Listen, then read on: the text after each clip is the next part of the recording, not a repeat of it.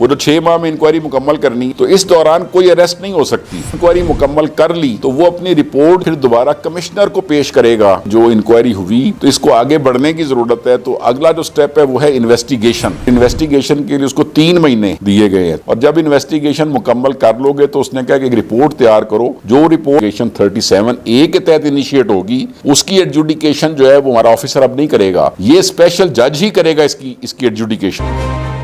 السلام علیکم ناظرین، پروگرام ٹچراؤنڈ کے ساتھ میں حفظ الایوبی۔ ناظرین، 37 ہے قانون کیا ہے جس کے خلاف پاکستان بھر کی تاجر برادری سراپا احتجاج ہے؟ قانون کیا کہتا ہے اور FBI کے کیا اختیارات ہے؟ کیا واقعی FBI کے افسران تاجر کو یا ٹیکس پیئر کو، رجسٹرڈ پرسن کو پکڑ سکے گا، گرفتار کر سکے گا، موقع پر تفتیش ہو سکے گی؟ 37 ہے قانون کیا ہے، اس کو سمجھنے کے لیے ہمارے ساتھ آج اسٹوڈیو میں موجود ہے رضا اشفاق شیخ صاحب۔ آپ سابق چیف ہیں، FBI کے ممبر ہیں، ٹریبیونل پنجاب ریونیو اتھارٹی کے ایکسپرٹ ہیں، سیل ٹیکس کے۔ سیل ٹیکس میں جتنے بھی قوانین آج تک بنائے گئے ہیں، ریٹرن بنائی گئی ہیں، رضا اشفاق شیخ صاحب کا اس میں بہت ہی اہم کردار رہا ہے۔ 37A کے حوالے سے ان سے آج جانیں گے۔ شیخ صاحب، 37A کون سی ایسی سیل ٹیکس میں قوانین میں تبدیلیاں کی گئی ہیں جس کے خلاف آج تاجر برادری سراپا احتجاج ہے 37A؟ جی بہت شکریہ ایوبی صاحب، چونکہ آپ کا سوال جو ہے وہ چونکہ اسپیسیفکلی سیکشن 37A کے متعلق ہے، تو میں اس پہ گفتگو کرنے سے پہلے تھوڑا سا آپ کے ناظرین کو یہ سمجھانا چاہتا ہوں کہ 37A اس بجٹ یا فائنانس ایکٹ آنے سے پہلے کیا تھا، اب کیا ہے، تاکہ یہ بات سمجھ آ جائے کہ کون سی ایسی تبدیلی ہے جس کی وجہ سے تاجر برادری سراپا احتجاج ہے، تو وہ بات ہم بھی سمجھ سکیں گے۔ تو بنیادی طور پہ section 37A of the sales tax act 1990، finance act 2025 آیا ہے، اس سے پہلے جو اس کا ٹائٹل تھا وہ تھا power to arrest and prosecute, یہ اس کا ٹائٹل تھا۔ اور اس میں جو بات لکھی ہوئی تھی وہ یہ لکھی ہوئی تھی کہ اگر کوئی اسسٹنٹ کمشنر کسی میٹیریل ایویڈنس پہ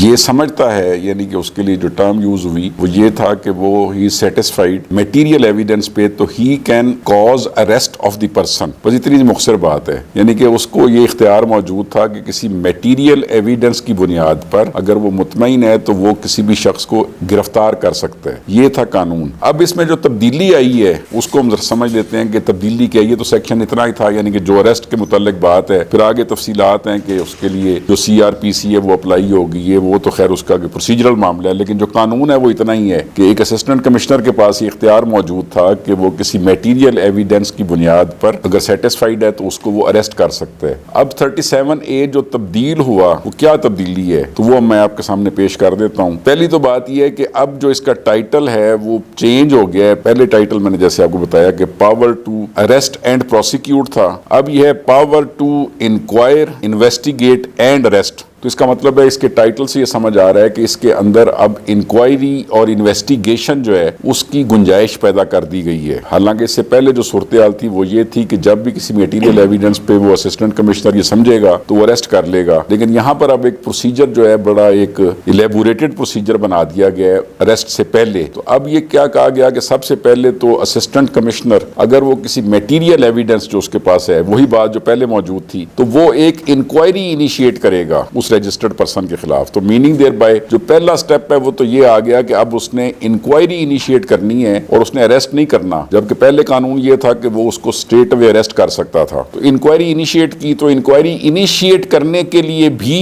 اس کو کمشنر کی اپروول چاہیے، تو کمشنر کی اپروول کے ساتھ وہ انکوائری کو انیشیٹ کرتا ہے۔ اب انکوائری کو انیشیٹ کرنے کے بعد اس کو یہ کہا گیا ہے کہ اس انکوائری کو آپ نے 6 مہینے میں 6 منتھس میں کمپلیٹ کرنا ہے، لیکن اس کی کمپلیشن کے دوران اس نے جو بھی رجسٹرڈ پرسن کے خلاف چارجز ہیں اسے رجسٹرڈ پرسن کو کنفرنٹ کروانے ہیں اور اس کو ایک ہیئرنگ کا موقع دینا ہے۔ وہ اس کی بات سنے گا، اس کا جواب سنے گا، تو اس کے بعد جو ہے وہ کسی نتیجے پہ پہنچے گا۔ تو میننگ دیر بائی انکوائری، اس میں ایک تو رجسٹرڈ پرسن کو پورا موقع دیا گیا، اور دوسرا یہ کہ انکوائری جو ہے اس کے لیے 6 مہینے کا ٹائم دیا گیا، اور تیسری بات یہ ہے کہ اس کی اپروول ایک کمشنر نے دی، نہ کہ اسسٹنٹ کمشنر نے جو ہے خود ہی وہی کر لیا۔ تو پہلا سٹیپ تو یہ ہوا۔ اب یہ سٹیپ جب مکمل ہو جائے گا، جس کے لیے ٹائم فریم دیا گیا 6 مہینے کا، اس پروسیس کے دوران لا میں کیٹاگوریکلی لکھا ہوا ہے کہ جب انکوائری ہو رہی ہوگی اس دوران کسی شخص کو اریسٹ نہیں کیا جا سکتا۔ پھر انکوائری ہوگی، اریسٹ یا گرفتاری کچھ نہیں اس پیریڈ کے دوران، جس وہ 6 ماہ میں انکوائری مکمل کرنی ہے وہ 4 میں مکمل ہو جائے، 5 میں ہو جائے، میکسیمم پیریڈ 6 منتھ ہے، تو اس دوران کوئی اریسٹ نہیں ہو سکتی، یعنی کہ یہ واضح طور پہ سیکشن 37A میں لکھ دیا گیا۔ اب جب اس نے انکوائری مکمل کر لی تو وہ اپنی رپورٹ پھر دوبارہ کمشنر کمشنر کو پیش کرے گا، اور یہ سمجھتے ہوئے کہ اس معاملے میں جو انکوائری ہوئی تو اس کو آگے بڑھنے کی ضرورت ہے، تو اگلا جو سٹیپ ہے وہ ہے انویسٹیگیشن۔ انویسٹیگیشن کے لیے دوبارہ اس کو کمشنر سے اپروول لینی ہے۔ اسسٹنٹ کمشنر جو ہے اپنی رپورٹ کمشنر کو پیش کرے گا، کمشنر اس کی انکوائری رپورٹ کو دیکھے گا، اور دیکھنے کے بعد وہ 3 قسم کے فیصلے اس میں کر سکتا ہے۔ ایک تو یہ اس کی انکوائری کو ایکسیپٹ کرے، اور ایکسیپٹ کرنے کے بعد اس کو اجازت دے کہ اب تم انویسٹیگیشن سٹارٹ کرو۔ ایک یہ ہے کہ وہ اس کی بات کو رد کر دے کہ اس انکوائری میں کچھ ایسی بات سامنے نہیں آئی تو وہ اس کو رد کر دے، اس کو کلوز کر دو۔ اور تیسرا یہ ہے کہ وہ یہ کہہ سکتا ہے کہ اس میں کوئی ایسی چیز جو اور دیکھنے والی ہے وہ اس کو ڈائریکشن دے کہ آپ اس کو اور دیکھیں۔ تو میننگ دیر بائی کہ جب انکوائری رپورٹ پیش کرے گا، جو کمشنر ہے اس کو یہ ڈائریکشن دے گا، یا تو اس کو اپروو کرے گا یا ریجیکٹ کرے گا یا کوئی ڈائریکشن دے گا۔ اگر اس نے اپروو کر لیا تو اپروول کے ساتھ وہ پھر اس اسسٹنٹ کمشنر کو یہ کہے گا کہ تم اس کی انویسٹیگیشن جو ہے مکمل کرو، اور انویسٹیگیشن کے لیے اس کو 3 مہینے دیے گئے ہیں کہ اس میں آپ نے اپنی انویسٹیگیشن مکمل کرنی ہے۔ اور جب انویسٹیگیشن مکمل کر لو گے تو اس نے کہا کہ ایک رپورٹ تیار کرو، جو رپورٹ پیش ہوگی کمپیٹنٹ کورٹ کو۔ اب کمپیٹنٹ کورٹ اس میں کون سی ہے؟ اسپیشل کورٹ ہے، اسپیشل جج ہے اس میں، جو کہ انڈیپینڈنٹ ہے، جو کہ FBR کا اپنا آفیسر نہیں ہے۔ ایک اسپیشل جج جو ہے آپ کو پتا ہے کہ ایک سیشن جج ہوتا ہے جو کہ انڈیپینڈنٹ کام کر رہا ہوتا ہے، تو اس کو کہے گا کمپیٹنٹ کورٹ کے لیے تم یہ رپورٹ تیار کرو۔ اب وہ رپورٹ کو تیار کر رہا ہے۔ اب یہاں پر جو سٹیج آتی ہے تو یہاں پر انہوں نے اریسٹ کے لیے 2 طرح کی سچویشنز بیان کی ہیں۔ اس انکوائری کو کرتے ہوئے، اس انویسٹیگیشن کو کرتے ہوئے اگر یہ خیال آئے کسی آفیسر کو کہ اس کو ہمیں اریسٹ کرنا چاہیے، تو اس کو انہوں نے اریسٹ کو 2 حصوں میں تقسیم کر دیا۔ بنیادی طور پر 2 حصے تقسیم کیے ہیں، جو سیکشن 2 کی کلاس 37 ہے جو کہ ٹیکس فراڈ کی ڈیفینیشن ہے۔ تو ٹیکس فراڈ کی ڈیفینیشن وہ اس دفعہ جو بنی ہوئی ہے اس میں بنیادی طور پر 11 سچویشنز بنائی گئی ہیں۔ اس کی سب کلاس A سے لے کے K تک 11 سچویشنز ہیں۔ ان 11 سچویشنز میں سے اگر 6 سچویشنز جو A سے لے کے F تک ہیں، اگر یہ 6 سچویشنز جو ہیں اس پر وہ کیس جو ہے فلفل ہو رہا ہے، وہ 6 سچویشن کیا ہے؟ وہ 6 یہ کہ کسی نے فیک فلائنگ انوائس سے انپٹ کلیم کیا ہے، یا وہ فیک فلائنگ انوائسز ایشو کر رہا ہے، یا اس نے ریکارڈ اس کو کوئی مینیپولیٹ کر رہا ہے، یا مثال کے طور پہ وہ جو شخص ہے فوج ڈاکومنٹ ہیں جو یوز کر رہا ہے اور سیکشن 73 کی جو ہے مینیپولیشن کر رہا ہے، یعنی کہ اس کو اس کی کمپلائنس کے لیے وہ ایک فکٹیشس طریقہ یوز کرتا ہے۔ تو یہ 6 جو سچویشنز ہیں ان کے لیے انہوں نے کہا کہ اگر ان 6 سچویشنز کا کیس ہے تو پھر کمشنر جو ہے اپروول لے گا، ایک 3 member committee which will be notified by the chairman FBR، وہ اپروول دے گی، اور اپروول دے کے کمشنر کو یہ اپروول دی جائے گی کہ تم اس کا ایک اریسٹ وارنٹ ایشو کر سکتے ہو، اور اس کا اریسٹ وارنٹ وہ ایشو کرے گا۔ لیکن یہاں بات ختم نہیں ہوتی، اس میں انہوں نے جو یہ باتیں کہیں کہ وہ جو اپروول دے گا تو اس میں انہوں نے 3 چیزیں جو ہیں وہ اس میں ساتھ لکھ دی۔ نمبر 1 انہوں نے یہ کہا کہ اس کو یہ بھی ثابت کرنا ہے کہ یہ جو شخص تھا اس نے انکوائری کو جوائن نہیں کیا، ڈسپائٹ گیونگ ہم نوٹسز، اس کو نوٹس دینے ہیں اس نے جوائن نہیں کیا، نمبر 1۔ نمبر 2 یہ ہے کہ وہ یہ کہتے ہیں کہ اس کا خطرہ یہ ہے کہ یہ ایبسکونڈ کر جائے گا، یہ بھاگ جائے گا،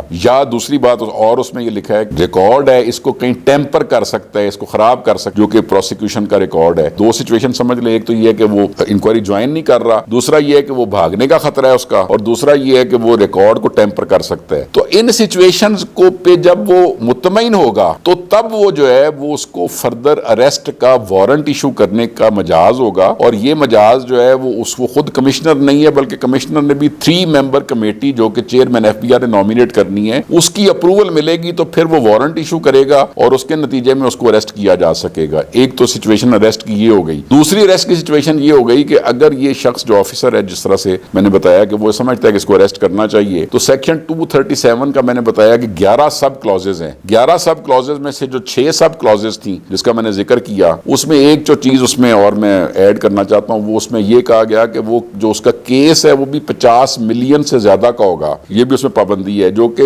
کمشنر 3 ممبر کمیٹی سے اپروول لے گا اور پھر اس کو اریسٹ کیا جائے گا۔ جو اب دوسری سچویشن ہے وہ یہ کہی گئی کہ اگر کوئی پھر بھی آفیسر چاہتا ہے کہ اس کو اریسٹ کرنا ہے، سیکشن 2 کی کلاس 37 ہے، اس میں 11 کی 11 کلازز میں اگر کوئی آفیسر یہ سمجھے گا کہ اس کو اریسٹ کرنا ہے تو پھر وہ اسپیشل جج کے پاس جائے گا اور اسپیشل جج کو وہ مطمئن کرے گا، اور پھر اس کو مطمئن کرنے کے لیے پھر وہی 3 چیزیں ساتھ شامل ہیں کہ یہ شخص جو ہے انویسٹیگیشن جوائن نہیں کر رہا، نمبر 1، نمبر 2 یہ ہے کہ اس کے بھاگنے کا خطرہ ہے، اور نمبر 3 ہے یہ ریکارڈ کو ٹیمپر کر سکتا ہے۔ تو یہ بھی اس بنیاد پر پھر اسپیشل جج اس کے وارنٹ ایشو کرے گا تو تب اس کو اریسٹ کیا جا سکے گا۔ گزارش یہ کرنا چاہتا ہوں کہ ابھی ہم نے جو اریسٹ کا پروسیس سمجھا اور جو اریسٹ کا پروسیس سے پہلے تھا اس میں ایک زمین آسمان کا فرق ہو گیا۔ پورا سال گزر جائے گا اس میں، تو گزر جائے گا، اور پھر اس میں وہ ریکارڈ اس کو کئی جگہوں پہ سکروٹنائز ہونا ہے، سینئر لیول پہ اس کو دیکھا جائے جائے گا. اور جو امپورٹنٹ بات ہے اس میں کہ اس میں جو زیادہ کیسز ہیں وہ تو اسپیشل جج کے پاس جانے ہیں اور اسپیشل جج نے اس کو ڈیسائیڈ کرنا ہے کہ وارنٹ ایشو کرنے ہیں. تو میں یہ سمجھتا ہوں کہ جو یہ کوگنیزیبل اوفینس ہوتا تھا کہ پہلے جو ہے آفیسر آف سیلز ٹیکس کے پاس یہ اختیار تھا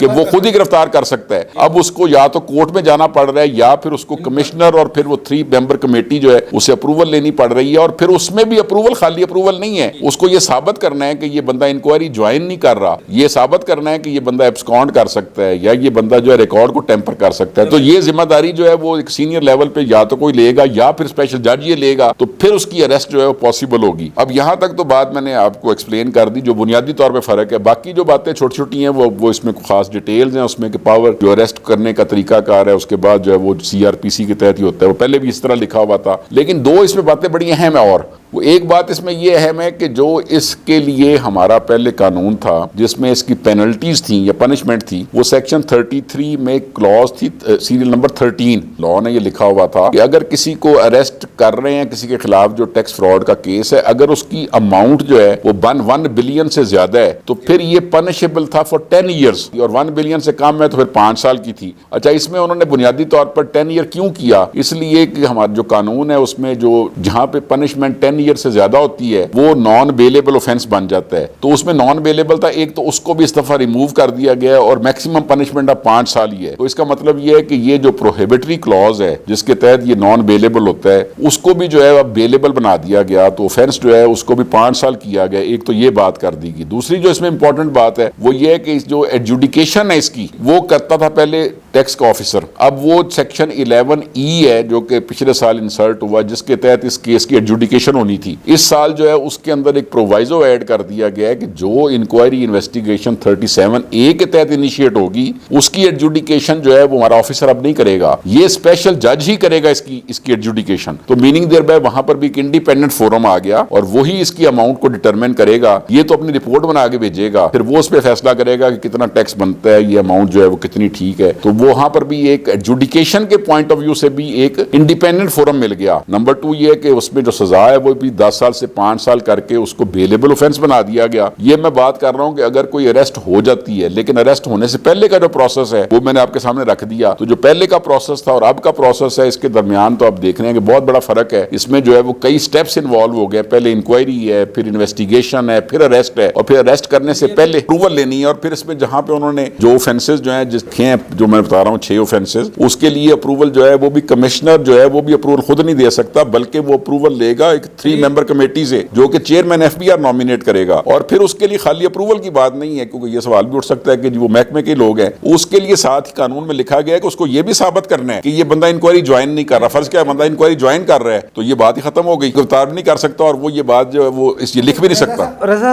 ہماری پورے پاکستان کی تاجر برادری جو 19 جولائی کو ہڑتال کی کال دی ہوئی ہے, پھر آپ سمجھتے ہیں تو پھر ان کو قانون سمجھایا نہیں گیا یا کسی نے کو اس کو سمجھنے کی ضرورت محسوس نہیں کی؟ اچھا, میں اس میں جو یوبی صاحب بات سمجھتا ہوں وہ یہ ہے کہ میرا خیال یہ ہے کہ جو فائنانس بل تھا وہ جب آیا تو اس میں پروویژنز جو تھی وہ کچھ ہارش تھیں, یہ بات درست ہے, لیکن جب یہ ایکٹ بنا ہے تو اس میں اس طرح کی ہارش پروویژنز ساری نکال کے بلکہ یوں سمجھیے کہ جو سچویشن پہلے ہماری چل رہی تھی اس کو بھی جو ہے سافٹ کر دیا گیا. تو میں تو یہ سمجھتا ہوں کہ جو اس وقت فائنانس ایکٹ کے پاس ہونے کے بعد پوزیشن ہے وہ جو پرانی پوزیشن تھی اس سے جو سافٹ ہے, اور اس میں جو ہے وہ بہت زیادہ اختیار جو ہے وہ ڈپارٹمنٹ کے آفیسر سے لے کے اسپیشل جج کو دے دیا گیا ہے. اگر سادہ الفاظ میں کہا جائے تو FBR کے افسران کے ہاتھ باندھ دیے گئے ہیں, اختیارات ان کے سلب کر دیے گئے. میں اس پہ ایک جملہ جو ہے یہاں پہ شاید پتہ نہیں مناسب ہے بولنا کہ نہیں بولنا, لیکن میں یہ سمجھتا ہوں کہ یہ جو اس وقت قانون بن گیا ہے اس میں کسی کو اریسٹ کرنا تقریباً ناممکن ہو گیا ہے, تقریباً جو صورتحال ہے. بہرحال وہ خیر تو بات کی بات ہے جب اس کا امپلیمنٹیشن ہوگی, لیکن اس قانون میں ایسی پوزیشن اب آ چکی ہے کہ اس میں رجسٹرڈ پرسن کے پاس یہ اختیار موجود ہے کہ وہ اس کو کنٹیسٹ کر سکتا ہے, جبکہ پہلے تو وہ کنٹیسٹ ہی نہیں کر سکتا تھا. اچانک ایک شخص جو ہے اس کو قانون کے تحت اریسٹ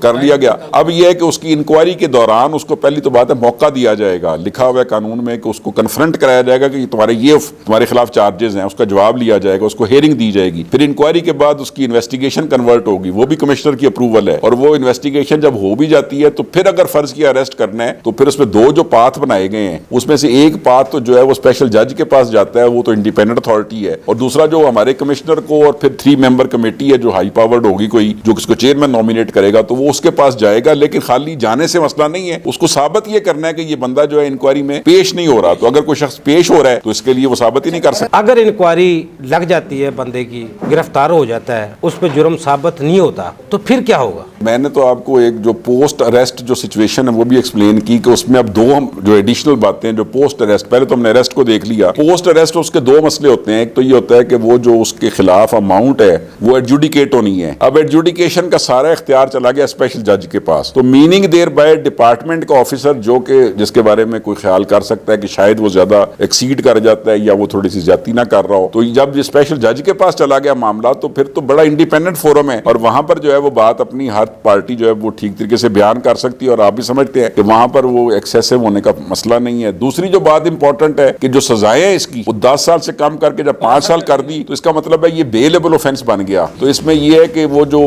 ایک شخص اگر گرفتار ہو بھی جاتا ہے تو پھر اس میں جو 496 اور 497 جو CRPC کے ہیں ان کو اپلائی کر کے تو وہ شخص جو ہے اپنی ضمانت لے سکتا ہے. تو اگر اس طرف چلی بھی جائے بات تو اس میں اب سہولت ہوگی. جب 10 سال سزا تھی تو تب تو یہ ضمانت جو تھی وہ پاسبل نہیں تھی, کیونکہ ضمانت اس کا رائٹ نہیں تھا, وہ ایکسیپشنل سرکمسٹانسز میں اس کو ملنی تھی. یہاں پر اب جو بیلیبل اوفینس بن گیا, میکسیمم 5 ایئر امپریزنمنٹ ہے, جو پہلے بھی ہوا کرتی تھی کہ زمانے میں 2024 سے پہلے, تو اس لیے بیل اور رائٹ ہوتا تھا, مل جاتی تھی بیل. لیکن رضا صاحب میرا سوال جو میں پوچھنا چاہ رہا ہوں, اس نے عدالت نے اسپیشل کورٹ نے اس کو باعزت بری کر دیا, اس سے نکال دیا انکوائری سے, لیکن اس بندے کے اوپر جو ٹھپا لگ گیا ٹیکس چور کا, ٹیکس فراڈ کا, وہ ایک معاشرے میں رہنے کے لیے وہ بہت خطرناک ہے. جی یہ بات آپ کی درست ہے. دیکھیں اس میں تو جو لاز ہوتے ہیں وہ جب ڈیولپ ہو رہے ہوتے ہیں, تو اگر کوئی یہ بات آپ نے اچھا پوائنٹ ریز کیا ہے کہ کیونکہ اگر کوئی شخص وہ اس رگما رول سے گزرتا ہے تو اس کے ساتھ جو اس کو ایک ذہنی جو مسئلہ بنتا ہے, اس کے ساتھ ایک اس کا ایک سوسائٹی میں ایک ایشو بنتا ہے, تو اس کی کیا ریمیڈی ہے. تو وہ دیکھیں وہ ریمیڈی تو جنرل لاز میں پھر ہوتی ہے, اور ہمارے ٹیکس لاز میں بھی اس طرح کی کوئی پروویژن ہو سکتی ہے کہ اگر کوئی بندہ, یہ اسی طرح کی بات ہے کہ کسی کے خلاف کیس بنتا ہے کوئی, تو وہ بندہ جو ہے بعد میں اس کے خلاف کیس ختم ہوتا ہے. ہوتا تو یہ ہے نا صاحب, جو بھی اسیسمنٹ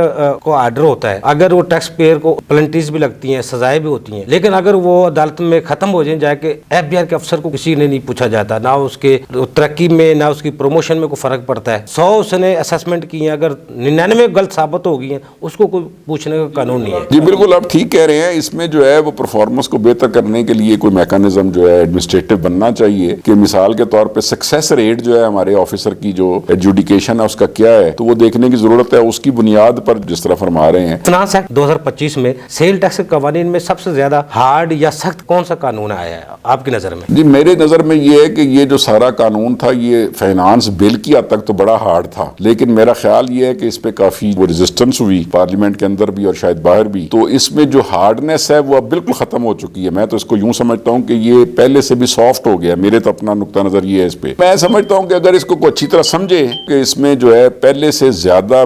ان کے لیے سچویشن سافٹ ہے میرے ذاتی خیال میں. اب وہ ان کے ذہن میں کیا سوال ہے, جو رجسٹرڈ پرسن ہے اس کو خوشیاں منانی چاہیے. نہیں خوشی تو آپ پتہ نہیں, وہ دیکھیں نا, خوشی کا تو میں لفظ نہیں بول سکتا, لیکن میں یہ سمجھتا ہوں کہ یہ جو پروسیکیوشن والی سائیڈ تھی جس میں بنیادی طور پر بہت ساری باتیں تو ٹیکنیکل سی ہیں اس میں, اس کو تو یہاں بھی ڈسکس نہیں کرنا چاہتا. میں سمجھتا ہوں اس لا میں ادروائز بڑا ڈیفیکٹ ہے. وہ اتنا ڈیفیکٹ ہے کہ اگر یہ جب چیلنج ہوگا, جب یہ کوئی اس طرح کا کوئی واقعہ ہوتا ہے, تو اس میں ایک اور بہت سارے لیکوناز ہیں جس کو میں ابھی ڈسکس نہیں کرنا چاہتا, کیونکہ وہ تو ایسے معاملات ہیں کہ جو لا میکرز ہیں انہوں نے چونکہ بنایا ہے اس کو, اور وہ لیکوناز اس میں چھوڑ دیے گئے. جو ہمارے لائرز ہوں گے اس کو دیکھیں گے, وہ بھی اس میں سے نکال لیں گے, اور بڑے سیریس اس میں لیکوناز ہیں. تو اس لیے میں سمجھتا ہوں کہ جو بات آپ خوشی کی والی بات کر رہے ہیں, شاید یہ خوشی والی بات ہے. اگر اس لا کی پوری اسکیم کو سمجھ جائے تو شاید اس کے لیے خوشی والی بات ہے کہ یہ لا جو ہے کوئی اچھا بن نہیں سکا. نہیں بن سکا. رضا صاحب آپ کو بہت شکریہ. ناظرین 37 سے قانون کیا ہے اور کیا کہتا ہے, اور FBI کے اختیارات کیا تھے اور اب کیا ہے,